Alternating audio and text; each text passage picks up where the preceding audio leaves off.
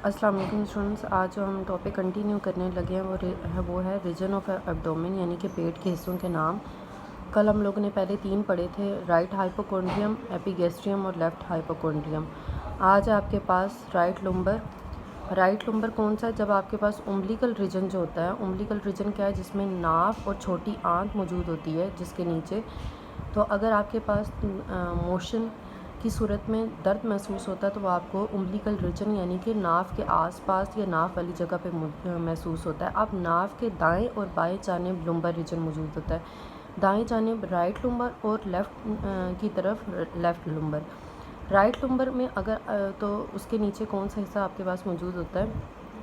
Organ मौजूद होता है, वो है दायां गुर्दा। और इसी तरह लेफ़्ट लुम्बर के नीचे कौन सा होता है? Left kidney. तो अगर वहाँ पे दर्द महसूस होता है या कोई बीमारी की सूरत में, जैसे कि पथरी बनने की सूरत में, तो दर्द कहाँ पे महसूस होगा? अगर दाएं गुर्दे में होगा तो राइट लुम्बर में, और अगर बाएं गुर्दे में होगा तो लेफ़्ट लुम्बर में। इसके अलावा अब है पेट के जो उम्बिलिकल रीजन है यानी कि नाभ से नीचे वाले रीजन की बात। जैसे आपके पास एपिगैस्ट्रियम था, अब आपके पास होगा, नेक्स्ट पेज पे देखिए, हाइपोगैस्ट्रियम। तो स्टार्ट हो रहा है ये आपके पास लास्ट पेज से, which is right iliac fossa. Right iliac fossa के स्पेलिंग ठीक कर लेने हैं, और ऊपर आपने ये ईसोफेगस के भी स्पेलिंग ठीक कर लेने हैं। ओ नहीं है इसमें, कल मैं ठीक करवाना भूल गई थी। हाइपोगैस्ट्रियम।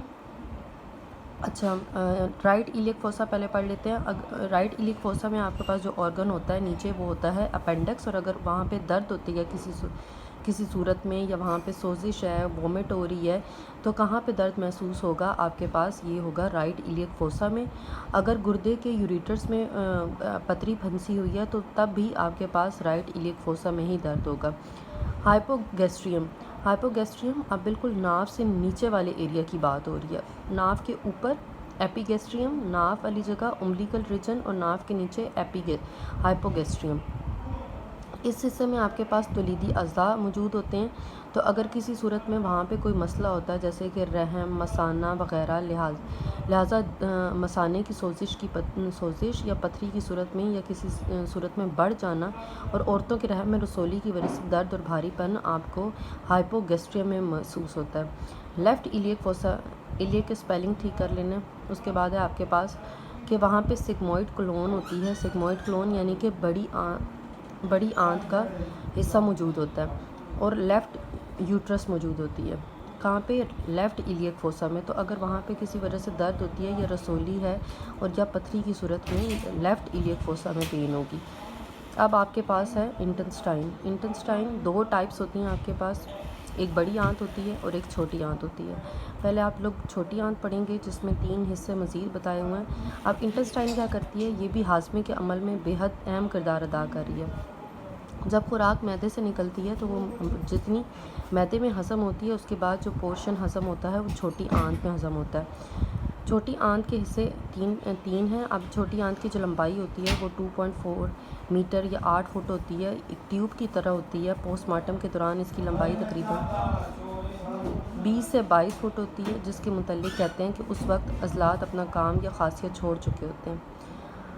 अब अपेंडिक्स जो होती है वो आपके पास कौन से जोड़ के हिस्से पे मौजूद होती है? जहाँ से बड़ी आंत इससे मिलती है। मतलब जब छोटी आंत का आखिरी सिरा बड़ी आंत के सिरे के साथ मिलेगा तो वहाँ पे क्या मौजूद होती है? अपेंडिक्स मौजूद होती है। ठीक है। अब पहला जो हिस्सा है आपके पास छोटी आंत का, वो है ड्यूडेनम। ये छोटी आंत का सबसे पहला हिस्सा होता है। इसकी लंबाई तकरीबन 10 इंच होती है। इसके दरमियान में लबलबा यानी कि पेनक्रियास का सिरा लगा होता है। इसका बैरूनी खमदार हिस्सा पेट की दीवार के साथ और अंदरूनी खम में लबलबा की नाली यानी कि पेनक्रियाटिक डक्ट लगी होती है। लबलबा की नाली, पेनक्रियाटिक डक्ट, लफ्ज़ पेनक्रियाटिक पेनक्रियास से निकला।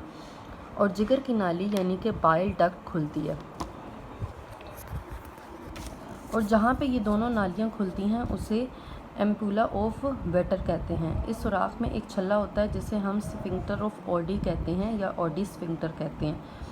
ऑडी स्फिंक्टर, स्फिंक्टर के आपने स्पेलिंग ठीक कर लेना है, या नीचे स्फिंक्टर ऑफ ऑडी लिखा हुआ है वो लिख लें, और एम्पुला ऑफ वेटर के भी स्पेलिंग ठीक कर लेने हैं। एम्प्यूला ऑफ विटर क्या है कि जब आपके पास पेनक्रियाटिक डक्ट है और फिर जिगर की नालियाँ हैं, जहाँ पर ये दोनों नालियाँ खुलेंगी तो हम उस जगह को क्या कहेंगे, एम्प्यूला ऑफ विटर। अब ये कौन सी है जगह है, ये ड्यूडेनम की बात कर रहे हैं हम।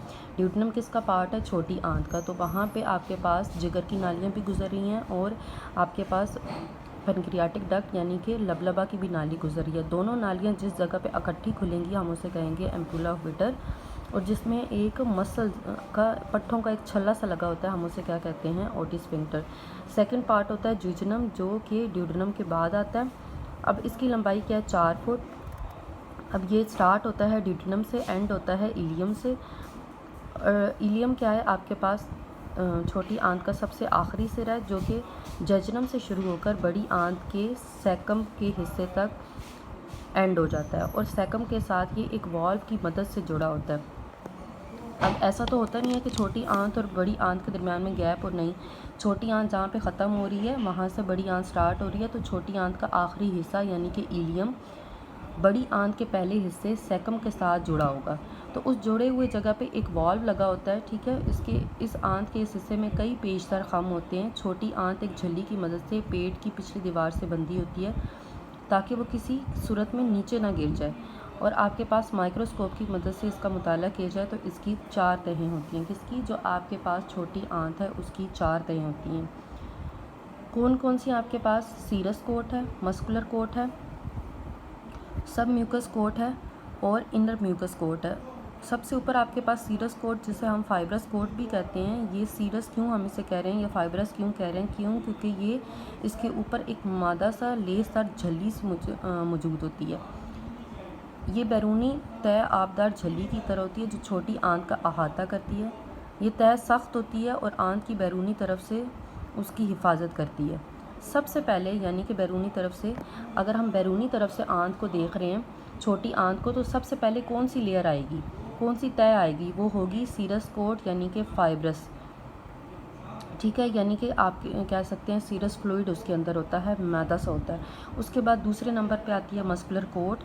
इसके अंदर क्या होती है, आपके पास अजलाती रेशे होते हैं, इन रेशों के दरमियान खून और असाब की नालियाँ होती हैं। उसके बाद थर्ड है सब म्यूकस कोट, जिसके अंदर लिम्फ और खून की नालियाँ गुजर रही हैं। फिर है इनर म्यूकस कोट, जिसके अंदर ये सबसे अंदरूनी तह है। तो सबसे बैरूनी सीरस कोट, फिर उसके बाद मस्कुलर कोट, फिर सब म्यूकस कोट, फिर उसके बाद इनर म्यूकस कोट।